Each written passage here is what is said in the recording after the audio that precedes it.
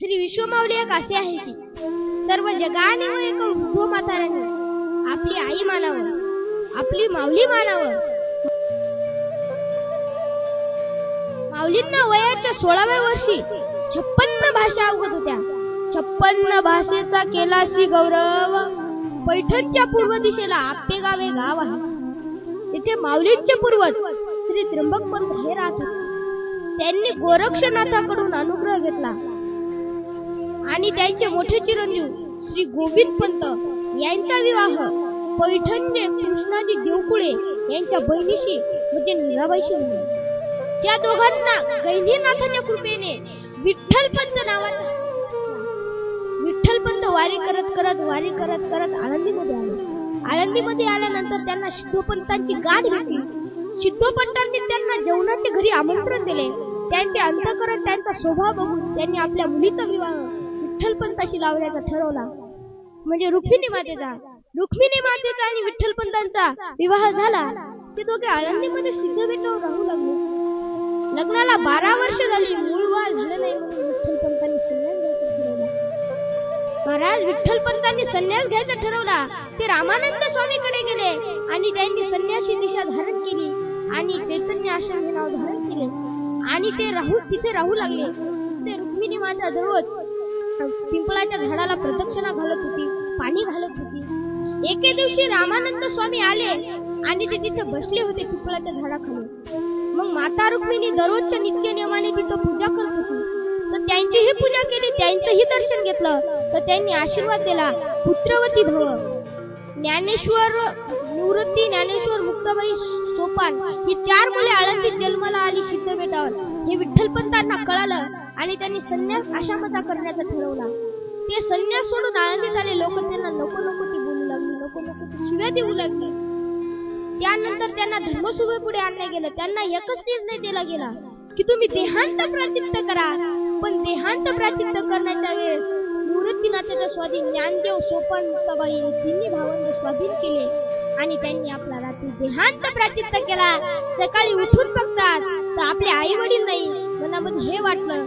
पण एके दिवशी माझ्या गावामध्ये भिक्षा मागण्याकरता गेले. महाराज गावामध्ये भिक्षा मागण्याकरता गेले. माझ्या माऊली ज्ञानोबांना कोणी सुद्धा भिक्षा दिली नाही, कोणी सुद्धा. एका माता माऊलीला दया आली आणि तिने माझ्या माऊली ज्ञानोबांना भिक्षा दिली. ज्ञानोबांना भिक्षा दिली. ज्ञानोबांच्या मनामध्ये आता खुशी आली. म्हणले आता आम्ही 4 भावंडे आनंदाने खाऊ. ते वाटेमध्ये जात असताना वाटेत जंगल लागलं. त्या जंगलामध्ये 4-5 ब्राह्मण भेटली. ती खूप टोचून बोलली माझ्या माऊली ज्ञानोबांना. ती म्हणाली, अरे संन्यासाच्या मुला, तुला आळंदी द्यायचा अधिकार कुणी दिला? अरे तुला आळंदी द्यायचा अधिकार कुणी दिला? माझ्या माऊली पुढे निघाले. ऊन फार तपलं होतं. इंद्रायणी मातेपाशी गेले आणि पाणी पिऊ लागले.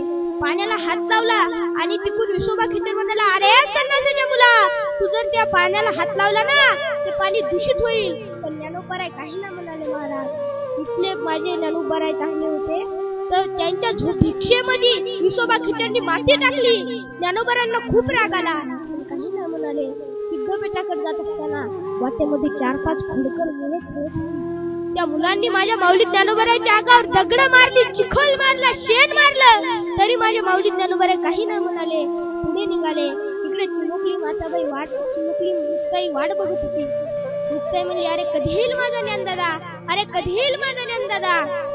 आला ज्ञानदादा? अरे ज्ञानदादा सांगणार रे, तुला कोणी मारलं का? तुला कोणी नाही दिली भिक्षा? अरे नको देऊ भिक्षा, मी तुझ्यासाठी पाण्यावर दिवस काढीन. पण तू असा रागावू नको रे ज्ञानदादा. महाराज ज्ञानोबांच्या डोळ्यातून पाणी आलं. त्यांनी मिठी सोडली आणि ताटीमध्ये जाऊन ताटीचा दरवाजा बंद केला आणि ते ध्यानास्थ बसले. तर मुक्ताबाईंनी एक ताटीचा 14 अभंग म्हणला. त्याच्यातला एक अभंग सांगतो. योगी पावन मनाचा, साहे अपराध जनाचा, विश्व रागे झाले वाणी, संती सुखे व्हावे पाणी. महाराज माऊली ज्ञानोबांच्या मुखारविंदातून संपूर्ण संस्कृत असे ग्रंथ पाठ होते. एके दिवशी माता मुक्ताईला खूप ताप आला. कुणी वृद्ध सापडला. माझ्या माऊली ज्ञानोबांनी स्वतःच्या बहिणीला हाताने ठीक केले. एके दिवशी निवृत्तीनाथ गावामध्ये पिंपळाच्या झाडाखाली ध्यानास्थ बसले. गावातली 4-5 खोडकर मुलं आली आणि त्यांच्या अंगावर शेण मारली, दगड मारला, चिखोल मारला. पण निवृत्तीनाथांच्या दाखवून द्यायचं होतं की या संतांना आपण काय. निवृत्तीनाथाच्या डोक्यावर नाग साक्षात नागांनी फणी धरली. त्यांच्या उजव्या दंडावर त्रिशूळ होतं. ज्ञानेश्वर भगवान विष्णू, निवृत्ती हर हर, सोपान ब्रह्म, मुक्ताख्य ब्रह्म चित्कला. महाराज माऊली ज्ञानोबरायांचा अवतार हा विष्णूचा आहे, निवृत्तीनाथाचा अवतार हा महादेवाचा आहे, सोपान काकाचा अवतार हा ब्रह्माचा आहे आणि माझ्या माता मुक्ताचा आदी माया